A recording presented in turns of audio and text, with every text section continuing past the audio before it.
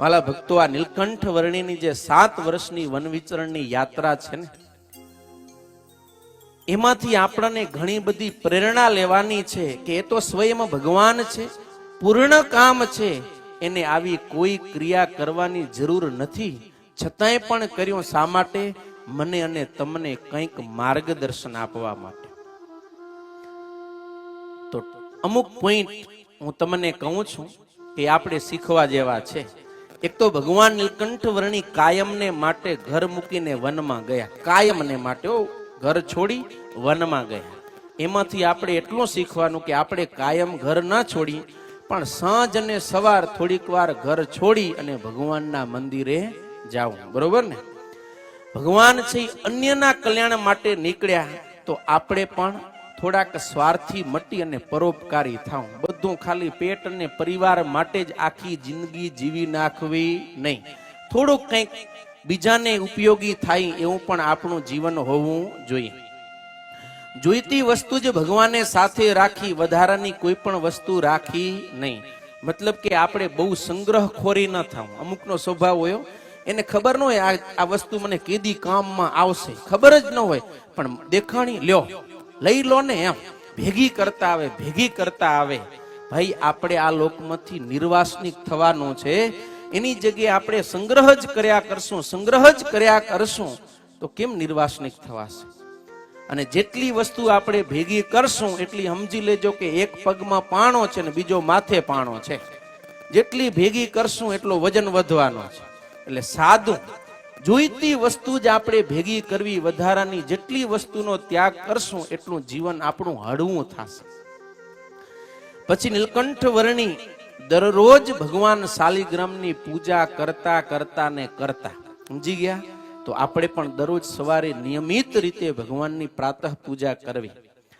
ભગવાન નીલકંઠ વર્ણીને ગમે એવી ભૂખ લાગી હોય, તરસ લાગી હોય, 3 કે 4 દિવસ પછી જળ મળે તોય ઈ જળ શાલિગ્રામ ભગવાનને ધરાવી અને પછી જ પોતે ગ્રહણ કરતા. પણ ભગવાનને જમાડ્યા વિનાનું કાંઈ ખાતા નહીં, ભગવાનને ધર્યા વિનાનું પીતા નહીં.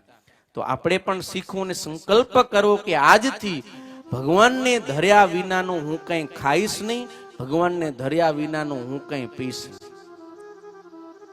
ભગવાન નીલકંઠ વર્ણી આકરું તપ કર્યું કે લોહીને માંસ ઓગાળી નાખ્યું. તો આપણે થોડુંક તપ કરવું. એકાદશી આવે ત્યારે થઈ શકે તો ઉપવાસ કરવો, ના થઈ શકે તો ફરાળી એકટાણું કરવું, પણ એનાથી પછી આખો દી ચાલુ જ રહે એવું ના કરો. થોડુંક તપ કરવું. ચાતુર્માસ આવે ત્યારે પણ આપણે કંઈક તપના વ્રતના નિયમ લેવા કે આપણે ઇન્દ્રિયોને અંતઃકરણની શુદ્ધિ કરી શકીએ. ભગવાન નીલકંઠ વર્ણી પાણી પીતા ત્યારે ગાળીને પીતા. આ ગરણું સાથે લીધું તું. અને આપણી આ સભાની અંદર પણ જો પૂજ્ય સભાપતિ સ્વામી વાત કરી તો થઈ ગયો ને. કરીએ તો થાય, આજ્ઞા પાડવાની છે. ગરણું સાથે લીધું, પાણીને ગાળતા, મતલબ કે નાનામાં નાની આજ્ઞા છે એ પણ આપણે મોટી માનીને પાડવાની છે. નહીતર ઘણી વખત શું થઈ જાય, એટલું ઈ તો હવે હાલે, એમ શું કે ઈ તો હાલે સ્વામી, હવે તો 21મી સદી આવી ગઈ, ઈ તો હાલે. એ ભાઈ, ઈ કાંઈ ના હાલે. ઈ હાલે શું કરવા? ભગવાનની આજ્ઞા છે, મોટી હોય કે નાની હોય, એને એક સરખી પાડે એ જ ભગવાનનો સાચો ભગત છે. શાસ્ત્રકારોએ છૂટ નથી આપી. અને ઘણા તો એમ કેવો એ કે 21 પહેલા એવું હતું, તો એ બધા શું એવા અજ્ઞાની હતા, એને ખબર નથી 21મી સદીમાં આવું બધું આવશે, તો તે દી જ લખી નાખત કે ભાઈ આ 20મી સદી સુધી તમે ગારજો, પછી જેથી ફિલ્ટર મશીન આવે ને પેકિંગ પાણી આવે તેથી ન ગારજો. એને નથી ખબર. બધા ત્રિકાળ જ્ઞાની હતા, એને ખબર હતી આવું થાશે, પણ તોય તમારે પાણી તો ગાળીને જ પીવાનું છે. એટલે માત્ર પાણી ગાળવા સુધીની વાત નથી, અહીંયા આજ્ઞાની વાત છે કે નાનામાં નાની આજ્ઞા હોય એ પણ આપણે અગત્યની માની અને એને પાડવી. ગમે એટલું દુઃખ આવ્યું, ક્યાંક અપમાન થયું, છતાંય પણ પોતાનું વિચરણ ક્યારે ભગવાન નીલકંઠ વર્ણીએ છોડ્યું નથી કે પાછા નથી હટ્યા. એમ આપણે આ સત્સંગમાં હોઈએ, ક્યારેક અપમાન થાય, કંઈક કદાચ સંજોગો વખત દુઃખ આવી પડે, કંઈક આપણું અપમાન થાય, ગમે એવું થાય, તો ક્યારે સત્સંગ મૂકવો નહીં. નીલકંઠ વર્ણીને યાદ કરવા કે આપણને તો શું દુઃખ છે, આપણું શું અપમાન કર્યું, ભગવાન જેવા ભગવાન હતા તોય માણસોએ અપમાન કર્યું છે, તો હું તો એક સામાન્ય માણસ છું, એમ વિચારીને પણ આપણે સત્સંગમાં રહેવું, પણ સત્સંગ મૂકવો નહીં.